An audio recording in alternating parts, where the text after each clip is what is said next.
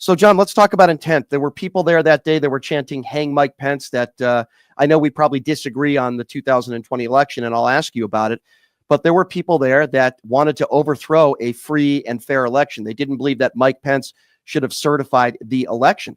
I think we could probably agree that most of the people that were there that day did not want Mike Pence to certify under false pretenses. Can we not agree on that? I think that most people there believed that Mike Pence should review the legitimacy of the electoral votes that were being certified. So that was his constitutional obligation, in which he failed. So I consider Mike Pence a coward. Well, but what evidence was brought to this day that would suggest that there was widespread voter fraud that could have changed the outcome of the 2020 election? We're now over 4 years later. I haven't seen any evidence to prove that. Well, perhaps you should start looking, because it's all over the place. Where's all over the place? Has anything been proven in a court of law? We could start, for example, with the survey that Vice President J.D. Vance acknowledged during recent interviews, which clearly showed that a substantial portion of the country would have changed their vote should they have had access to the knowledge of Hunter Biden's. Okay, so I don't care about what a survey says. What I care about is actual real evidence. Anybody could come up with a survey that could say that the earth is flat. That doesn't mean anything to me, with all due respect. What I'm saying is, where's the evidence to prove that there was widespread voter fraud that could change the outcome of the 2020 election? It wasn't Dinesh D'Souza and 2,000 Mules. We found out that was a bunch of lies. Donald Trump had his opportunities in court over 60 times. Some of those judges were Trump-appointed judges. To this day, I have not seen any real evidence, and a survey to me is not evidence that anything happened, that there's widespread voter fraud that could have changed the outcome. That's all I'm asking. Where's the evidence? There is plenty of evidence, Brian, but as you mentioned, or I should say, when you say that there is no impact from a survey, that's very strong indication of what we call election interference.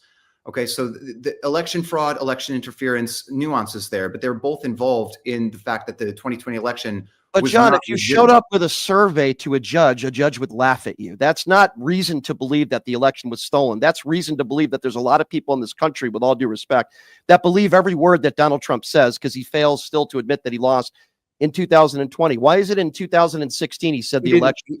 He didn't lose, and much of the country is aware that he didn't lose and is not willing to be. So where's the proof?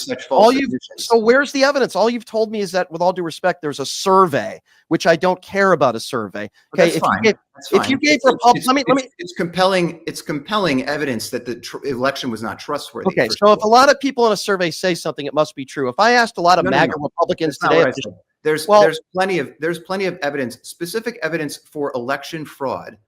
Would be the numerous examples of established election laws that were violated in multiple states.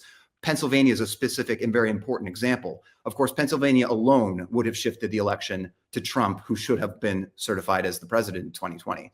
Has that ever been proven in a courtroom, that in Pennsylvania, Trump would have won in Pennsylvania? Has that been proven anywhere? If somebody just claims something, that doesn't make it true.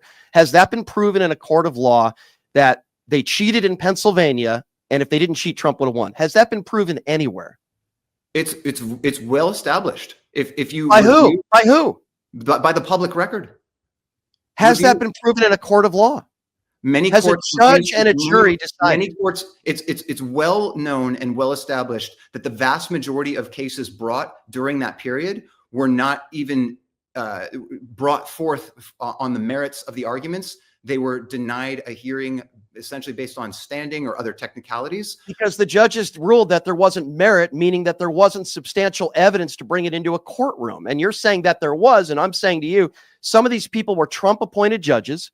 They had their opportunity, just like Al Gore had his legal opportunities. And when Al Gore exhausted his legal opportunities, he did the right thing and conceded to George W. Bush, the same way Hillary Clinton conceded to Donald Trump, the same way Kamala Harris conceded to Donald Trump. Why is it when Donald Trump... Did you know, for example, in Wisconsin, that the Wisconsin State Supreme Court later ruled that state election law was violated? Yeah, I did. I did see that, but that doesn't mean that the election was stolen, and that would have meant that the election would have turned to another way. I do know that, and I am aware of that. That was actually ruled by the Supreme Court, but that doesn't mean that Donald Trump won the election. That's all I'm saying. Yeah, Well, it doesn't mean that he didn't either, Brian. So no, it does, because can't prove it. throughout the entire country, you have to have widespread voter fraud evidence that it could have changed the outcome of elections. There is very clear and convincing evidence, as I have mentioned to you, that it's impossible for you to miss unless you are willfully missing it. That state, all the judges willfully missed it. I'm not concerned about the judges, the vast majority of whom are because you ill-informed or corrupt. A lot of those judges were appointed by Donald Trump. So you're calling those judges that were appointed by Trump corrupt? I am calling many judges corrupt when they do not uphold the Constitution. It's very, very simple. So the Constitution is very clear that state elections managed by state legislatures are how the electoral votes for the president are collected and certified. So if existing state election law is violated, then there is a legitimate, serious constitutional question about the legitimacy of the electoral votes certified from any given state, which puts the national election in question. This happened in Wisconsin, as clearly adjudicated by the state Supreme Court. It also happened in Pennsylvania, regardless of whether or not courts, confirmed it to your satisfaction. But it's very clear it happened. You talk about the Constitution, yet you totally overlook the fact that in many states. Right, but you talk about the Constitution and you claim it happened in many states. How could you talk about the Constitution and then, when it's unproven in a court of law, just throw away the judges and say the judges are corrupt? Here's what I believe. You believe in the Constitution, yet if something is unproven in a court of law, you just dismiss that very important fact. How could you talk about the Constitution and then call all these judges corrupt? It doesn't make any sense to me. It sounds to me like you're saying if you don't have a court victory to prove your point, then the Constitution doesn't say what it says. Yeah, the Constitution says you're innocent until proven guilty. And the Constitution says that, yeah, something has to be proven in a court of law in order to make that. Again, the Constitution says that state election law must guide how the election is administered. And that was violated in multiple states. Okay, but not according to the courts. In Wisconsin, yes, you're correct, but not in all those other states that you're claiming. I mean, I know we're going down a rabbit hole here,